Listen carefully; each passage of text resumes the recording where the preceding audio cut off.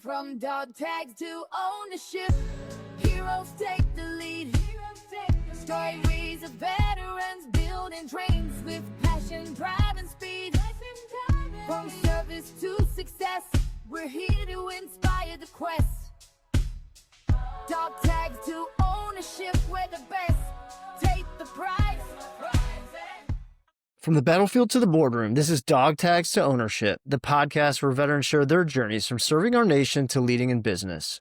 Hear inspiring stories of grit, growth, and the entrepreneurial spirit that drives those who've served to succeed. Tune in and take the first step toward your own mission in entrepreneurship. Military One Percenters, welcome to Dog Tags to Ownership, where once a week we interview veterans who charted a path towards entrepreneurship. Our goals are to share resources, advice, and success stories about starting a business, discuss strategies for building financial independence and creating your own path, and most importantly, build a community to support each other through the challenges of transitioning from service life to civilian ownership. Today is episode 34, our recap episode, where Matt and I are going to recap the past 3 episodes. So episode 31 with Brent Bowers of the Landsharks, episode 32 with Larry Wilson of Deep Blue Dive Therapy Incorporated, and episode 33 with Chris Wallingford of Metafora Group, a national construction staffing company. So Matt, to get into it a little bit, first, let's just remind the listeners here what our podcast is about.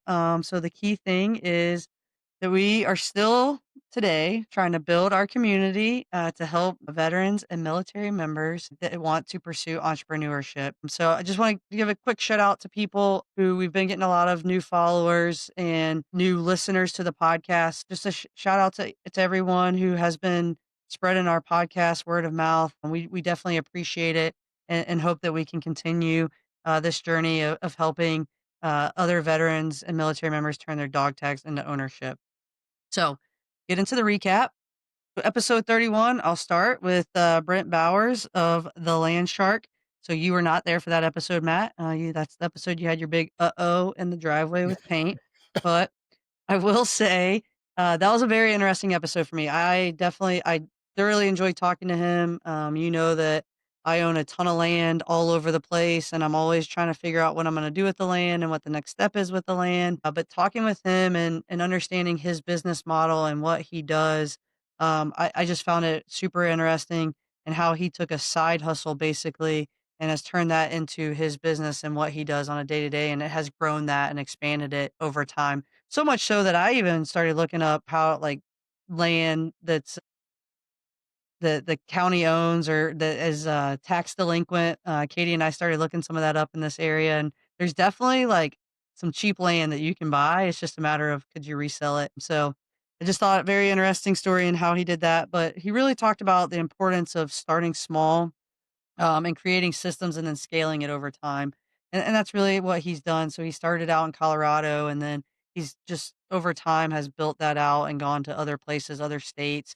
And then now he's even into the mobile home park business. So just over time, he started small, but is scaling it out. And then that's what he does on a day-to-day basis. So definitely one of the key points you can take away from him is taking a side hustle that you find or something. And you can just take that, start it small, and continue to grow it as you want to. Oh, and one other takeaway was just he reminded us that there's always opportunity sometime just hidden in plain sight. Who would have thought buying tax delinquent land and then flipping that would make you a lot of money? But he came up with the idea or heard something of the idea before, kind of changed it a little bit. And then it was just hiding in plain sight, took that and has grown into, as he said, multi-million-dollar company. So I'll turn it over to you for any takeaways or criticism of that podcast since you were not there. Sure. Yeah. I'll start off by saying I was super bummed that I was not able to be on that podcast, because I know you were hyping it up for a few weeks leading up to it. And ironically, paint that was spilling onto my driveway was from me going over to a rental property and painting some doors that morning. And Brent made it a point to talk about kind of those people that do own real estate, long-term rentals like myself, and the headaches that come with it, like fixing the leaky toilet or sink or, all the things that can happen with property ownership. But as much as I enjoyed listening to the episode, I'm sticking to long-term rentals. I mean, that's what makes me happy. I enjoy doing it. And I went over to a property this afternoon, fixed a toilet, a sink, and a door that was off kilter. So it was a great episode. I did enjoy it. Like you, I am interested in that space, but I'm also very comfortable in the space I'm in, I guess. So, maybe stick with what you know. But I know Brent teaches, coaches, offers, how to get into land purchasing, teaching those principles, teaching those steps, which is very cool, and offering that service. And I think the other thing, as I was listening to that episode, he was talking about that inflection point of you've done so many years of service, and maybe what you're doing in uniform is not fulfilling everything you want it. If it's keeping you away from family, it's a long distance relationship, it's growing your family. And some of those things are just not super conducive to wearing the uniform and doing that in service. And I know Brent really talked about that and his ability to transition out and find success outside the military. So I think it's always good that we can share those success stories. And sometimes there's bumps along that way, along that journey out of uniform, but just another individual that's been extremely successful and is willing to teach and share what he's learned with others. Yeah. Yeah. And that you brought up a great point about his teaching and sharing. And he also has a podcast where he's doing that as well. So just another person trying to not only help himself, but help others and give back. So, and that brings us into episode 32 with Larry Wilson of Deep Blue Dive Therapy. So I'm going to make a correction before I turn it over to you, Matt. I know I said at the beginning that we were linked up with him from Jamari, but I'm going to correct that. It was really Maureen Rowland that Yeah. linked us up. Yeah.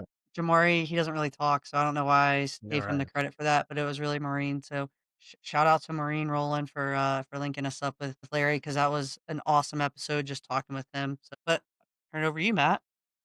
Yeah. Yeah. I don't, we should have known that Marine was the one that, you know, made the connection, even though, he gave a lot of love towards Jamari, like everyone does. So, and he is a great human, all that aside.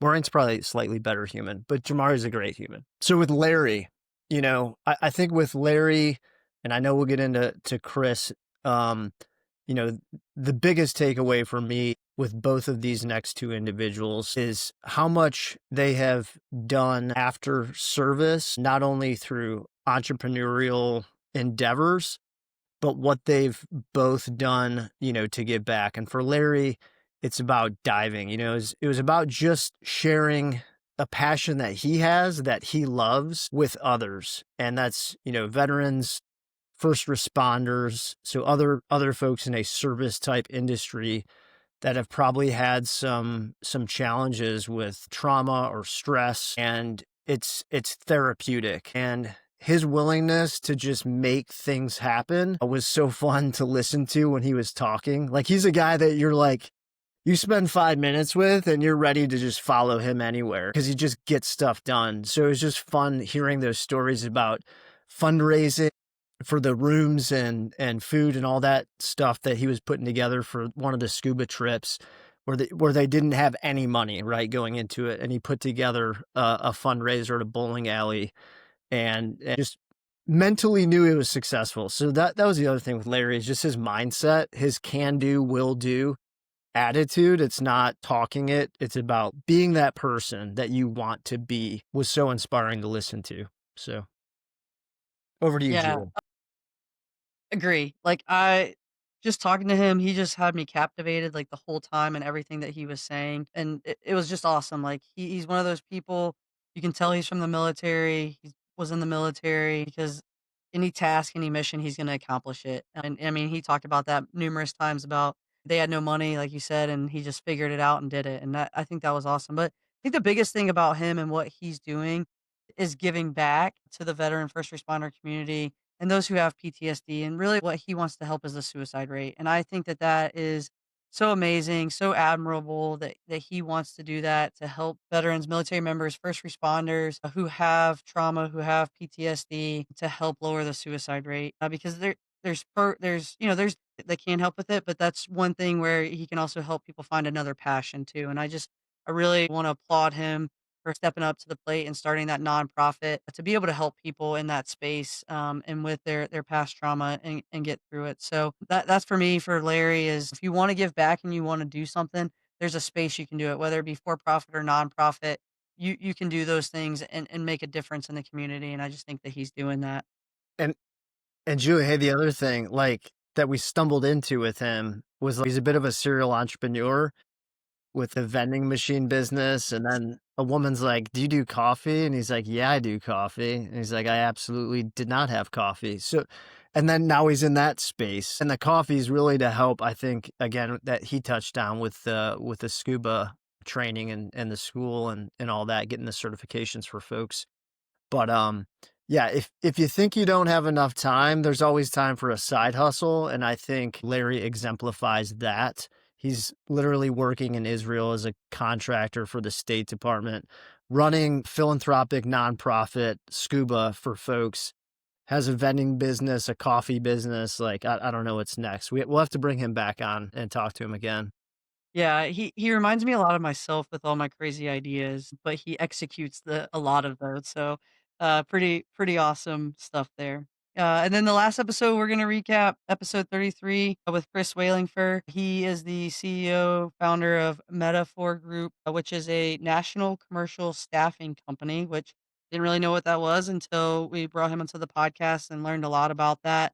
And then the other thing about Chris is he is big into the American Legion, and he talked a lot about that on the podcast, which I thought was really awesome to hear, and what the American Legion provides for our service members, our veterans, and so forth. But I'll turn it over to you, Matt. I was so glad that we were able to connect with Chris. I know we tried to get him on the podcast when you were out here visiting, and we weren't able to make it happen. And he was so gracious to come on.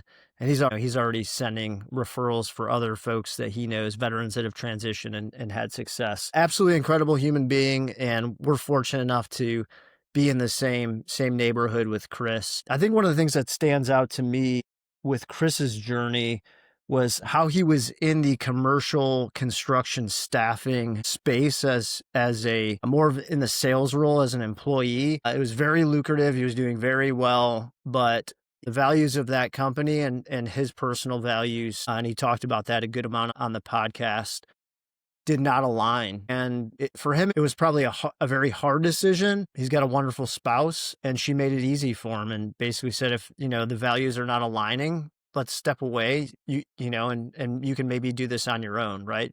And that's absolutely what he's done. So he's one of those situations where he's learned basically on the job, right? He was like running this business essentially through the sales side, and then came over to be the owner operator. And I know that was one of the questions we had for him was, what was the biggest challenge with making that transition? And he said, really, it came down to that time management and having that self-discipline. He's like, I could be on the golf course at any time, because he's got that unique ability to work remotely in that space and kind of be anywhere as the owner operator of the company. But Chris, obviously, just huge heart and gives back as much as he puts into his company, gives back through the Legion. I think one thing that he really touched on was when he stepped away and started his business, he started it very small.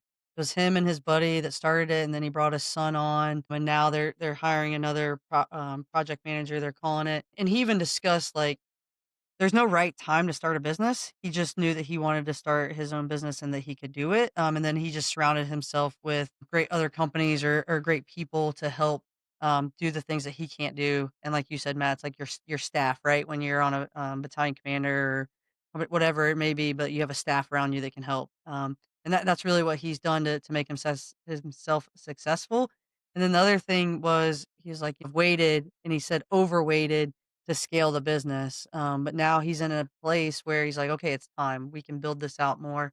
And he's doing that. So it's just awesome to hear how, he left the company because, like you said, his values didn't align, but he knew that he could start his own business and do and do the same thing and probably do it better. And that's probably what he's doing, is going to continue to grow. But that was really awesome to hear. And like you said, the American Legion can't say it enough, just how awesome it is, the stuff that he does with the American Legion and how involved he is with that. But I think that gets us to the end of the 3-episode recap. And I'll just go over some of the main takeaways that we took from all 3 episodes. So with Brent is really showing the power of systems and consistency. So taking a side hustle, figuring out what the right system was, how to do that, and then staying consistent with it, and then just building that over time. Harry, it's really how he really highlighted his impact driven entrepreneurship. So founding his nonprofit, how he founded that, why he founded it, and what he founded it for, and then, like you said, Matt, using that for profit to help fund it. And it's just still giving back to veterans, military members, first responders, to help them have a better quality of life. And then finally, Chris just reinforcing the values of community and support networks. He said his business is him and his best friend. Their wives are best friends, just using his community and his support, and then leaning on the American Legion also to help find business contacts. And so with all 3 of them, I think it's just figuring out what your passion is and where you want to go forward, and how you want to do that. Today, to our bonus content, we're extremely excited to introduce our guest, Don Yurick, an area developer and franchise owner of Hammer and Nails, a men's grooming franchise. Don, welcome to the podcast, and thank you so much for joining us today to discuss your work with veterans and why they are a good fit to the franchise like Hammer and Nails. Thanks for having me, you guys. I actually just noticed that both of you guys have like superhero names. Julie Austin and Matt Cain is very superhero-esque. Thank you for having me today. Hey, I'm gonna have to take that. Maybe we can make that into something, Matt. We both have young kids, so they love superheroes. And we really appreciate you and your team reaching out to us. And Matt and I did a little bit of research on Hammer and Nails, and we know that you have some military franchise owners. And you want to come on the podcast today to talk a little bit about your franchise and how it would be a great fit for military members, veterans who want to pursue a career in entrepreneurship. To start, could you just tell our listeners a little bit about yourself and your background and your connection to the military? Yeah, you bet. As I was telling you guys earlier before we started the podcast, I grew up in a military household, very blessed to grow up with a father that was a drill sergeant in the Army, military police. Grew up around a lot of just being disciplined, a lot of respect, integrity, just taking the high road, just a lot of really good foundational stuff that I say, because I don't think I'm particularly smart. I just was taught to respect others, work really hard. And so when I see military that are interested in franchising in general, I try to push them that way, even if it's not hammer and nails, because most of those playbooks, most of those processes are built out. And what I've learned from having now helping 2 former Navy SEALs come into the Hammer and Nails brand is that you guys are all very mission task focused, and you guys are disciplined, and keep your eye on the prize, and you guys get it done. And from a franchisor's perspective, I can tell you that's a dream, because the respect is there. They understand sort of what needs to be done, and they just get it done. Not a lot of excuse making, which, man, if I could have more military vets, I would, believe me. Can you tell us a little bit about Hammer and Nails? Because I know before you came on, we were joking a little bit that we thought when you guys first reached out to us that it was a construction company, and then upon our research, we realized it's a men's grooming salon, as I mentioned in the introduction. But can you just tell us a little bit about Hammer and Nails and what all you provide? Yeah, essentially envision it as like an upscale barbershop, if you will, that offers a whole bunch of other services like manicures, pedicures. For some markets, we don't call them manicures and pedicures because guys aren't comfortable, so we have to call them nail services. We do nail services for guys, and then we have facial treatments, eyebrow, nose hair, ear hair. Julie, I turned 50 last year. My wife told me that she's starting to see some ear hair come out, so that waxing is always good. And so we're essentially an upscale barbershop that offers a bunch of services. And in most of our shops, Matt, we have bars in there. And so when the guys come in, if they're a member, they get a nice beverage of their choice, adult beverage, or if they don't drink, we have non-alcoholic options as well. And so they get these dedicated time slots, 30, 45 minutes, 60 minutes, 90 minutes, sit back with their own TV, have a beer, have a nice bourbon on the rocks, and enjoy their services. We're over 50 units now. We're on our way to 100 units next year, which is exciting. I know we're planning a big launch party for our 100th unit, and yeah, it's just a different option for men out there. And Don, you're a franchise owner, but you also seek out new franchise owners as well, right? That's right, Matt. I own the Westport, Connecticut shop. I've owned it for 3 years, and congratulations to my hardworking team. I take zero credit. I have a really good team in my shop there. We just went over 1,000 members a couple weeks ago, which is a big celebration for them. I'm really proud of that team. And then my day job is really to find and identify the best kind of talent that want to come into the brand. We're interviewing them as much as they're interviewing us, and we want to make sure they're a right fit. But as I mentioned to you guys earlier, anytime I get someone that's in the military, I seek them out as fast as possible. When you go and seek out veterans, how did the two veterans that you currently have, how did they find out about you and get into Hammer and Nails franchise? Is that something you seek them out or they seek you out? I think it's both ways. So the first one led me to the second one. The first one was a family friend, and he was getting out of the military. He was getting out of the SEALs, and this is a couple years ago. And he wasn't sure what he wanted to do.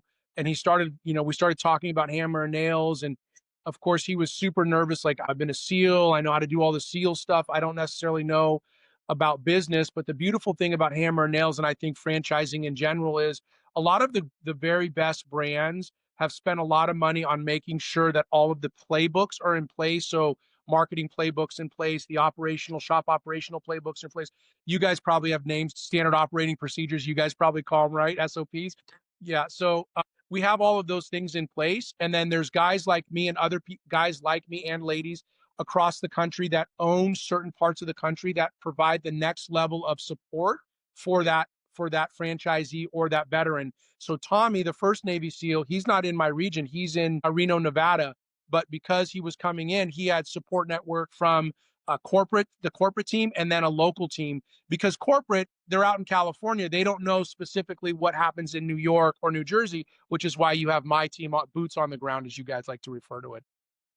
So how many states, I guess, is Hammer and Nails in? And when did Hammer and Nails franchise, like the first store come up online, and then when did it start franchising? And how many states are you in? Yeah, so I'll answer it in reverse order if that's okay, Julie. We're in probably 15 to 20 states now, expanding very quickly. I mean, we're getting new states all the time. And like I said, we're over 50 units as of today, heading towards 100. We started franchising back in 2014. I don't know, some of your listeners might know that the original founder was on the Shark Tank. So we were on the Shark Tank. He didn't get funded. He since sold the concept to a couple of guys that came out of Massage Envy. They were very successful operators, leadership of Massage Envy. And they really, I think, added a couple different twists to the brand back in 2018. And ever since 2018 and beyond, we've just been taking off like a rocket ship. Yeah, and I know you mentioned, you guys have, like, your playbook of how the company is. So I guess, like, what is the standard if you were to walk into a Hammer and Nails here in Virginia or to your shop in Connecticut or out in Leawood, Kansas City, what does the standard look like for Hammer and Nails? And then can owners, if you get into the franchise and you become a franchisee, can you put a little twist on it yourself, or do you have to go by what that playbook looks like? You have to primarily go by the playbook. So I'm going to give you the corporate response, and then I'm going to wink, and hopefully corporate's not watching. The corporate response is we want them, of course, to follow the majority playbooks. And the reason we want them to follow the playbooks is that we have a proven success model. Like, I want to say that over 40% of our current franchisees, own more than 2 stores. So if it's not working, they're not going to invest more money into it. And then the other thing we're doing is we're monetizing something that most of us, I know, sorry, Matt, call us out. We don't have any hair, but most of us have been going to see a barber since 4 or 5 years old, and we carry on that until we're in retirement. And so we're just monetizing and creating a nicer place for people to go. Now, to the customization piece, there are little things, because we know everyone wants to have their own spin on it. There are little things that we do within the brand that allow us to basically allow franchisees to customize the shop in a way. Like, so there's certain areas that they can customize artwork and things like that. I We talked about at the beginning, you believe that military members, veterans would be great franchise owners, based off of just our leadership, discipline, being able to follow those playbooks. How many, I know you mentioned the two, but out of the whole company, how many do you know, how many veterans or former military members are franchise owners? And then I guess the second part to that question is, do you guys go out? How do you recruit military members to come into your franchise? we've done some outreach. I know that next year we're going to get heavily into and sorry if I say this wrong, the SEALs Future Foundation. Is that right? Maybe that's the name of so we're looking to partner with organizations like that, and where they have fundraising events and galas, and try to connect with people. Really what it's been so far is just word of mouth. Like, so for Tommy, who's in Reno, Nevada, knows Gray, who just recently joined my team in the Northeast and is going to be opening on Long Island. I wouldn't have known Gray unless Tommy referred it, but Tommy was not going to refer it unless he's having a good experience. I mean, Tommy's been open for maybe 16, 17 months, and he's fast approaching 800 members already. And Don, is that primarily the measurement of success with a franchise like this? Is it membership? Is that really what kind of tips the scale as far as being successful? Is the number of members you carry? Yeah, great question, Matt. I don't think it's the primary. I think it's one way to look. The nice thing is around memberships, as you guys know, it's recurring revenue. And so on September 1st, when I have 1,050 members, I pretty much know what I'm going to make base level that month. And anything that's above that is just cherry on the sundae. And so that's one way to look at it. We also look at just number of services delivered. There's a whole playbook around what are the primary sort of key performance indicators we like to focus on. But when I'm on one of these podcasts, the reason I talk about membership is because people know membership with dues and recurring revenue. And so there's a level of like comfort, predictability is the word I'm looking for, predictability around your revenue. So if you have 800 members on September 1st, you pretty much know what you're making that month. With 800 members and how our expenses work, things start to get very nice from a bottom line perspective, a profit perspective. And I know we had some gym owners on very early in our podcast history, and their measurement or metric of success was also volume of membership, but they were different from a Planet Fitness, which is very much a heavy volume based membership, right? Because it's cheap. Theirs was a little bit more tailored towards a higher membership rate, a certain clientele, I guess, but they were also heavily based on the membership number for the driver of success. Yeah, we look at that. We also look at retention as well, Matt. Another thing we like to look at is just the amount of the members that we retain on a month by month basis. And I've been averaging in Westport like 98% to 99% a month. The reason being is, I mean, it's haircuts. Well, if you talk about manicures and pedicures, I say this often, but like you could literally squeeze the guy's foot 15 times and flick their toes, and they're going to say that's a great manicure, pedicure, right? They're like, that's wonderful. They don't know. But if you deliver a good haircut, Matt has a nice goatee, looks like a beard maybe. If you do a good job on that and you pour a ice cold beer or a drink, guys aren't leaving you. Guys aren't really leaving you. We have the 65-inch television screens, the Bose noise canceling headphones for the hand and foot room. Like it's a man cave. And so if you deliver a good haircut, a good service, they're not leaving you. Yeah, I think you might have just got a new client for the Leawood, Kansas franchise in Matt. I'm sure that would be something he would really enjoy, going down there and getting away from the house and being able to watch the TV. It's a little bit of a drive I'm in North KC, but maybe my wife will drive me down there and drop me off for a trim. The other point I was going to make or bring up, maybe I'm going to be a little bit of a Captain Obvious, but self-care is becoming so much more important, I think, than it used to be. So I guess I say that to say it's not a surprise perhaps with how well the franchise is doing, because it's becoming more acceptable for men to go in and partake in self-care. That was typically, right, more what women did. Yeah, you're dead on, Matt. There was a surge in, I think, men's grooming during the pandemic. There was a lot of guys buying sort of those products at home and doing it at home. And then we get out of the pandemic, coupled with social media and all of these influencers. I mean, you got some of these manly men like showing up in like $2,000 suits and well groomed, and their skin looks good. And so that, I mean, it's to your point. It is. We have 14 and 15-year-old boys coming in and getting haircuts and a facial treatment because they realize that they're going through puberty and they want to keep their skin clean. Right? I mean, there's a lot of reasons. There's also sort of another hidden reason that we market to is we market to women and moms, because they generally are the chief deciders or buyers of their kids' haircuts. And for a mom not have to go to sit in some random corner barber shop on a Saturday and be told she's up next, and 47 minutes later she's waiting for her kids to get their haircut and it's still not happening. Whereas Hammer and Nails, you can only come in if you have an appointment. You're booking on our app, you're booking over the phone, or you're booking online. And so for a mom to come in with her two boys on a Saturday at 10:30 a.m. and they both get their haircut and they're done by 11 and they're off for the day, moms are willing to pay a little extra for that. Some moms are, I should say. Yeah. I am definitely gonna pay extra for that, so I need to find out where the Northern Virginia one is, so whenever it's time to take my 2-year-old for his first haircut, that's where we're gonna be going. Is there any tips that you could share, with someone that are a military member, who is interested in owning a franchise or starting a business as you have a franchise? Do you have a good tip or something that you could share with them? Know what your first, before you even reach out, know what your financial sort of capabilities are at the current stage. I would reach out. There are plenty of lenders out there that do franchise only lending that can essentially give you, you could pre-qualify for a certain amount of loan based on credit and what you have. So before you reach out to a brand and get excited about a certain brand, you want to know what your sort of capabilities are and then try to identify the brand. And once you identify the brand that sort of fits in with what your net worth is and what your liquid is, because certain brands are cost more than others to build out a space or buy into the brand. Understand that and then go after those. And then when you're actually interviewing the brand, you want to look to see how they're doing from a year over year performance. And that will be listed in what's called the franchise disclosure document, the FDD. You want to look through that and see what their performance looks like. Understand if they have any pending lawsuits or if they've had any past lawsuits against franchisees. Just dig in. Don't be in a rush to buy into the brand. Really do your homework. And then once you settle on that and all that starts to look good from a brand perspective, then engage with them and start their process. Ask a ton of questions.